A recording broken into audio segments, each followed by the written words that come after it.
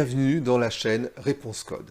Réponse Code, c'est quoi? C'est une chaîne qui va vous donner du code, quelques réponses, sur du Python principalement, peut-être d'autres langages demain, mais principalement des codes Python qui fonctionnent, qui auront été testés devant vous. Et voilà, ce n'est pas une chaîne de formation.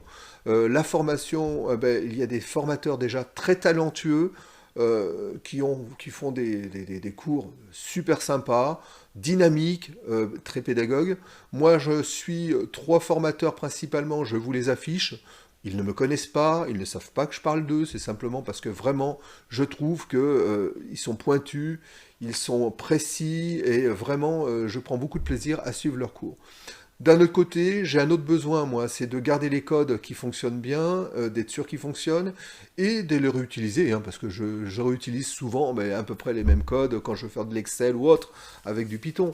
Et donc, voilà, j'avais envie de les partager, parce que souvent avec des copains, on se les échange, hein, tiens, comment tu fais ça? Allez, hop, je dis, voilà, je vais les échanger un peu plus largement, ou pas, je ne sais pas. D'autre part, c'est vrai que dans les forums, des fois, je vois des gens qui posent des questions et puis des réponses qui me gênent. Qui me gênent parce que, oui, tiens, t'as pas cherché beaucoup sur Internet, t'as pas cherché sur Google, attends, tu développes comme une merde, c'est pas comme ça. Enfin, putain, mec, s'il te demande comment changer un label et tout, essaie de lui répondre si tu as ça en tête. Si tu trouves ça nul, tu réponds pas. Enfin bon, bref, comment ça m'agace. Donc bon, voilà. C'est vrai que je j'ai pas envie de me prendre la tête, j'ai pas envie qu'on se prenne la tête, donc voilà, zen. Je vais vous présenter certains codes, ils seront à votre disposition. Là, tout de suite, je vous présente trois codes de base qui sont la base pour mes applications console, la base pour mes applications avec un IHM, donc une interface pour Home Machine, on va dire, graphique, et avec Tkinter, la librairie Tkinter. Et le troisième, c'est pareil, une application avec une interface IHM, là avec PySide 2, la librairie PySide 2. Voilà, je vous présente ça tout de suite. Les prochaines vidéos seront plus courtes, hein, parce qu'il n'y aura pas la présentation. Je vous présenterai que les codes par thème, hein, date et heure, OpenPyXL par exemple, enfin voilà, plein de choses. Et puis voilà, et puis j'essaierai de répondre à vos questions si vous en avez et si je sais répondre, hein, voilà aussi.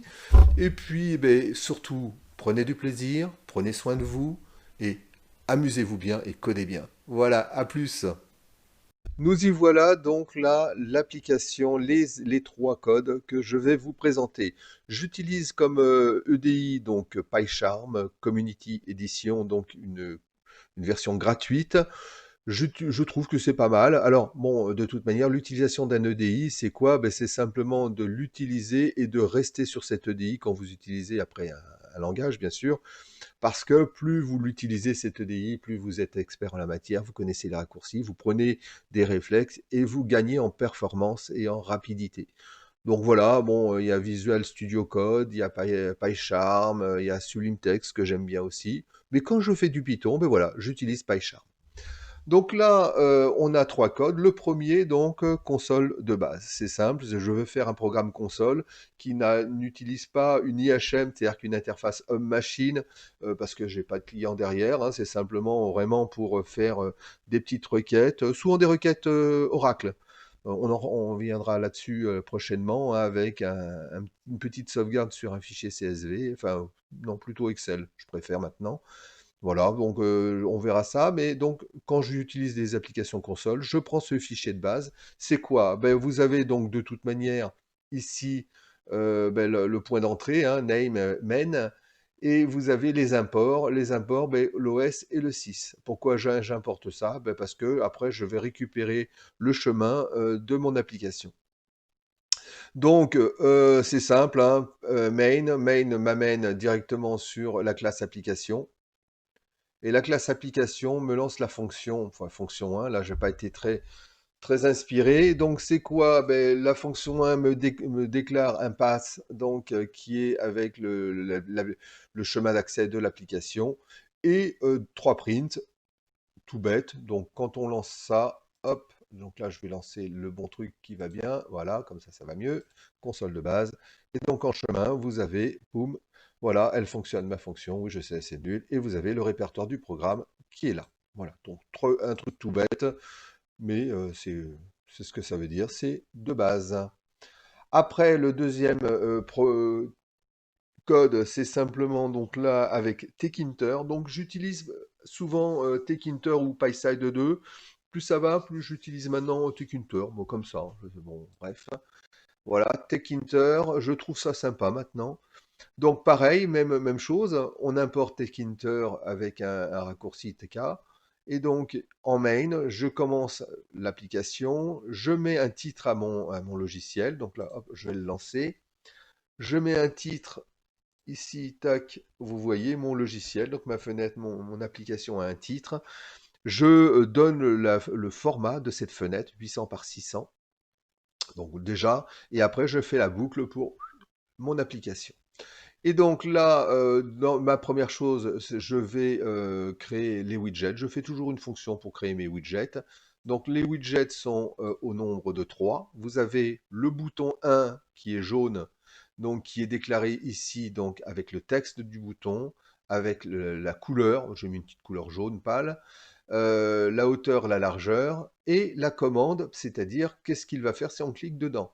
Donc là, il va aller chercher la fonction B1 clic. Et là, c'est son positionnement dans la fenêtre. Donc, deuxième bouton, le bouton Q, c'est-à-dire un bouton quitter. Donc là, c'est moi qui ai mis le texte quitter avec une couleur un peu rosée. La hauteur, la largeur, la commande self-destroy. Donc ça, c'est-à-dire je ferme l'application directement. Et le troisième widget, le list box. Les list box, lui, simplement avec une hauteur, une largeur et un positionnement. Et donc, dès lors que je clique sur le bouton B1, je lui dis, ben voilà, quand on clique sur B1, ben dans la liste box 1, A, pardon, tu insères en fin de ligne, enfin en fin de liste, tu insères bouton 1, un bouton clic. Voilà. Tout bête, c'est un bon petit démarrage pour un petit programme qui utilise Tkinter. Et le troisième code, donc là, c'est sur du PySide. Alors, le PySide, je trouve que des fois, c'est assez âpre, hein, surtout pour modifier des listes box. Enfin, bon, voilà, bon, c'est un petit ressenti que j'ai. Donc, c'est vrai que des fois, la rapidité voulant, parce que la plupart du temps, on veut développer un petit code dans le taf pour être rapide, pour avoir un petit truc bien plus. Et puis voilà, et puis, ben, on prend pas le temps, donc on fait du Tkinter ou du PySide quand on connaît le code.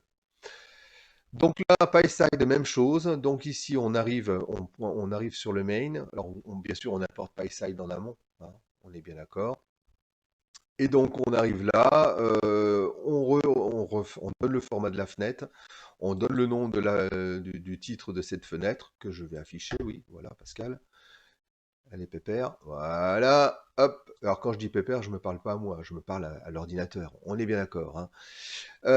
Et donc, Windows Show, donc je fais voir la fenêtre. Et donc après, pareil, toujours en petite habitude, merci mes formateurs. Donc j'initialise, mais après je fais des fonctions. Donc une fonction pour le setup, et dedans j'appelle d'autres fonctions donc pour créer le widget, modifier le widget, créer un layout, ajouter les widgets dans le layout et faire les connexions. Donc créer les widgets, j'en ai créé deux, un line edit et un bouton, line edit, bouton. Après, modifier les widgets, pour l'instant, j'ai rien mis dedans. Créer un layout, donc là, j'ai créé un layout vertical, il y a le V là. Donc c'est pour ça que c'est en vertical, c'est logique. Après, le layout, je mets les widgets dedans, donc l'ajout des widgets dans le layout. Bon, ben voilà, hein, je mets le line edit ici, et puis ici le bouton, toc toc. Et puis après, c'est la connexion des OK, qu'est-ce qui se passe si je clique dans le bouton? Et bien voilà. Qu'est-ce qui se passe quand je clique dans le bouton? Ben, il va y avoir deux choses. Je vais faire un print ici. Print, ben voilà, le logiciel, tac, et voilà. Bon voilà, donc tout bête, hein. Et puis j'ajoute aussi, pardon, voilà, j'ajoute aussi, oui c'est vrai, dans le line edit. Voilà, donc deux choses toutes simples. Pourquoi? Parce que le line edit, moi, c'est sûrement souvent utilisé pour le client. C'est-à-dire qu'il clique, il faut qu'il voit ce qui se passe. Et le print, c'est souvent des prints que je mets moi pour vérifier soit une variable ou un petit truc comme ça. Donc d'autres choses. Voilà. Voilà les 3 codes, de base et puis écoutez, beh, à la prochaine pour, d'autres aventures et d'autres codes. N'hésitez pas à vous abonner, n'hésitez pas à me faire un mail pour me demander, beh, des peut-être des réponses. Je verrai si je les trouve, si je les ai et voilà, bah, écoutez, bonne journée à vous et bon courage et prenez soin de vous et codez bien.